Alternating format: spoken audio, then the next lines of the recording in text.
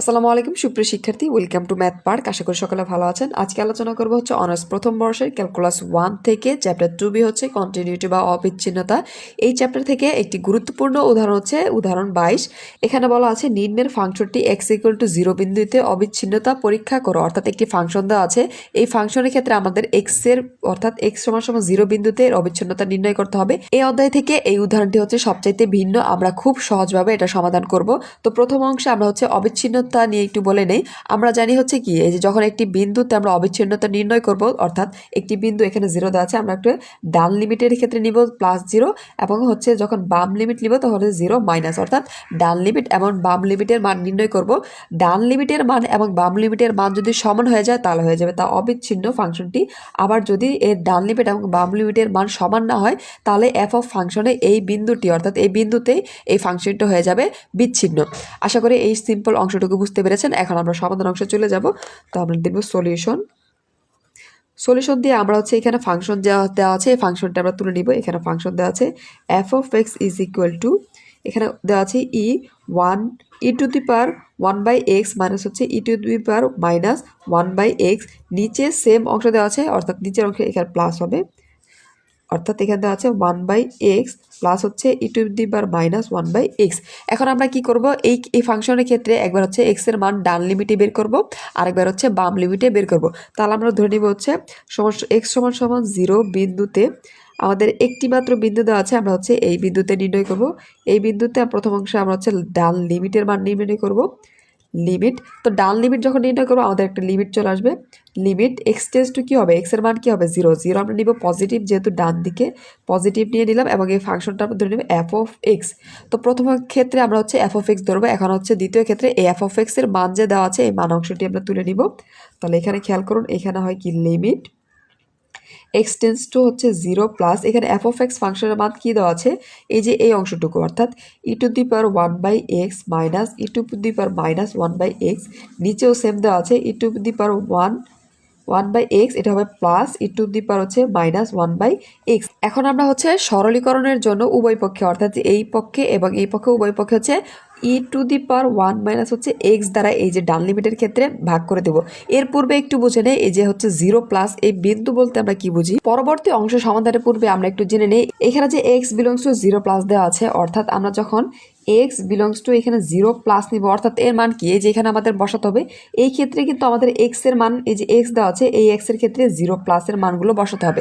তো 0 প্লাসের মান আমরা কি জানি, 1 থেকে একদম পজিটিভ ইনফিনিটি পর্যন্ত। তো আমি একটু ক্যালকুলেটর আপনাদের বুঝিয়ে দিচ্ছি। এই ক্ষেত্রে যখন আমরা এই যে এখানে দেওয়া আছে e⁻1/x, এই x এর জায়গায় আমরা কি 0 থেকে বড় মানগুলো বসাবো। তাহলে খেয়াল করুন, এখানে আমরা দিয়ে দেবো শিফট, এই যে লনে প্রেস করলে আমাদের e⁻ চলে আসছে। এখন আমরা কি এখানে 1/x, এই যে আমরা দিয়ে দিলাম, উপরে ছিল 1 আর নিচে ছিল x। x এর মান কি জানি আমরা হচ্ছে 1 থেকে ইনফিনিটি পর্যন্ত। আমরা যখন 1 দিব অর্থাৎ বড়র দিকে মান দিব, তাহলে মান কি, এই মান দেখেন খেয়াল করুন, এদের 2 থেকে বড় অর্থাৎ পজিটিভ দিকে কিন্তু চলে আসছে।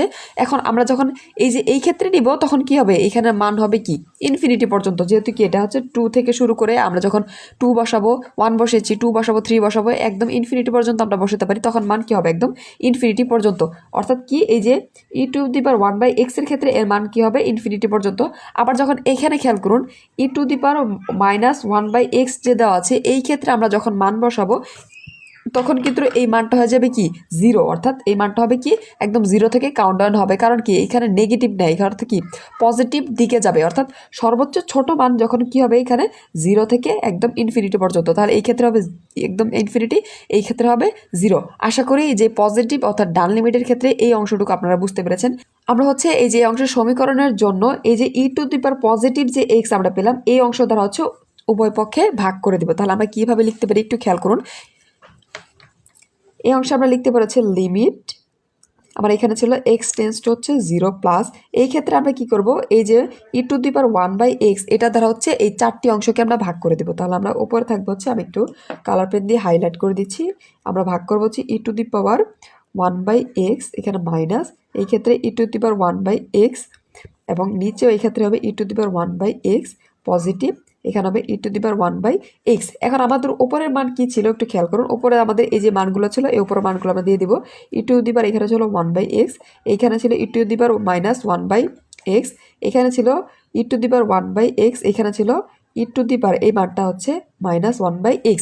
এটা আমাদের বসানো শেষ। এখন আমরা কি করব, এই অংশ থেকে যদি সরলীকরণ করি তাহলে খেয়াল করো এই অংশ সমান, এই ক্ষেত্রে আমাদের মান হয়ে যাবে 1, অর্থাৎ এই অংশ এই পজিটিভ পজিটিভ হয়ে যাবে 1, এই ক্ষেত্রে আমার 1, এখানে ছিল নেগেটিভ, এখানে পজিটিভ অর্থাৎ প্লাস মাইনাস।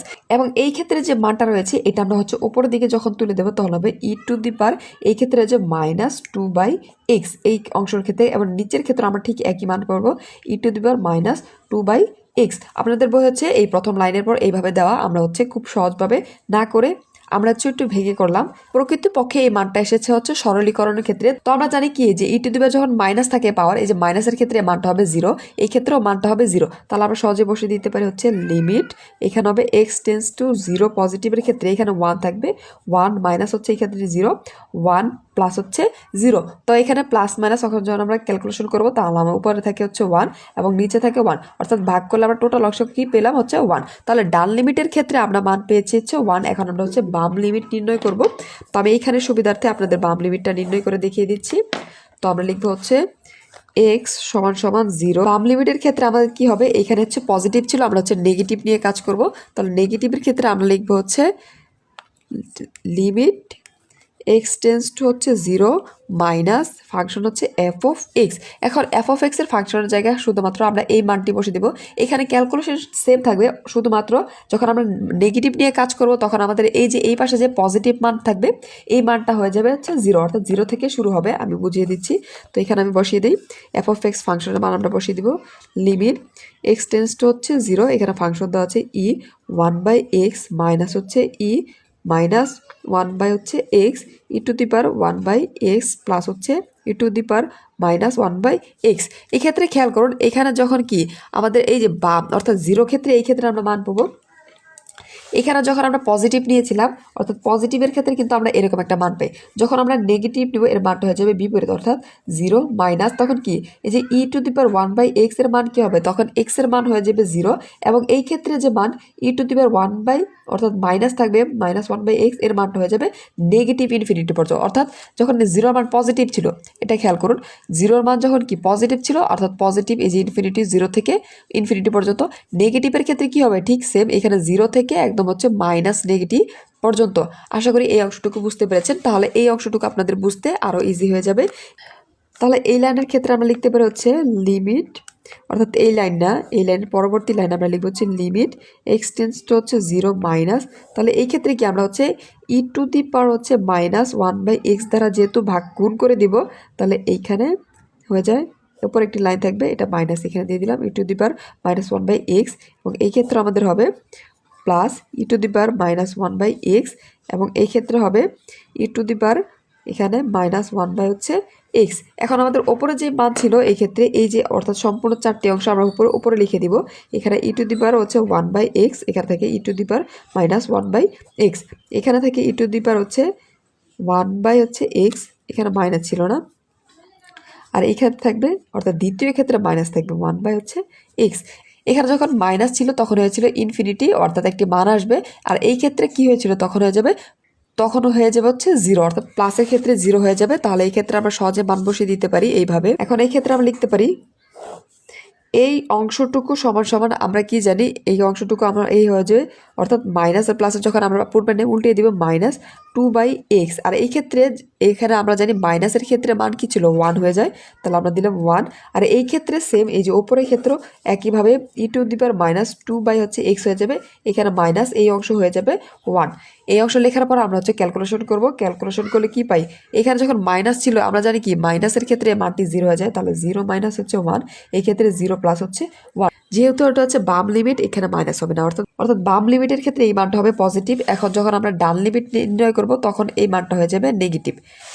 তো এইখানে এই পজিটিভের ক্ষেত্রে আমরা কি পাই, পজিটিভের ক্ষেত্রে খেয়াল করুন এই যখন মান কি হবে পজিটিভ তখন এর মান হয়ে যায় 0। তাহলে এই অংশ থেকে আমরা লিখতে পারি সহজেই যে এইখানে এই অংশ সমান 0 এবং এই অংশ সমান 0। তাহলে এখানে ক্যালকুলেশন করলে আমরা কি পাই, এখানে -1 থেকে উপরে নিচে হচ্ছে 1, তো কাটাকাটি যখন করি তাহলে পাই হচ্ছে -1। তো খেয়াল করুন আমরা ডান লিমিট পেয়েছি 1, বাম লিমিটের মান পেয়েছি -1। তাহলে আমাদের ডান লিমিট এবং বাম লিমিটের মান কিন্তু সমান নয়। তাহলে আমরা যেহেতু সমান নয় তাহলে আমরা বলতে পারি যে এখন আমরা সহজে বলতে পারি কি, সুতরাং হচ্ছে কি x = 0 বিন্দুতে ফাংশনটি ফাংশনটি কি বিচ্ছিন্ন হবে, কারণ যদি মান সুন্দর, কারণ মান যদি সমান না হয় তাহলে আমরা যেন হচ্ছে বিচ্ছিন্ন হয়, মানটি হবে বিচ্ছিন্ন। আর যদি সমান হতো তাহলে হয়ে যেত অবিচ্ছিন্ন। আশা করি বুঝতে পেরেছেন। এইটা হচ্ছে এই অধ্যায় থেকে একদম সম্পূর্ণ ব্যতিক্রমধর্মী একটি ম্যাথ সহজভাবে উপস্থাপন করার চেষ্টা করেছি। যদি কোনো অংশ বুঝতে সমস্যা অবশ্যই কমেন্ট সেকশনে জানাবেন এবং ম্যাথ পার্কের সাথে থাকবেন। ধন্যবাদ।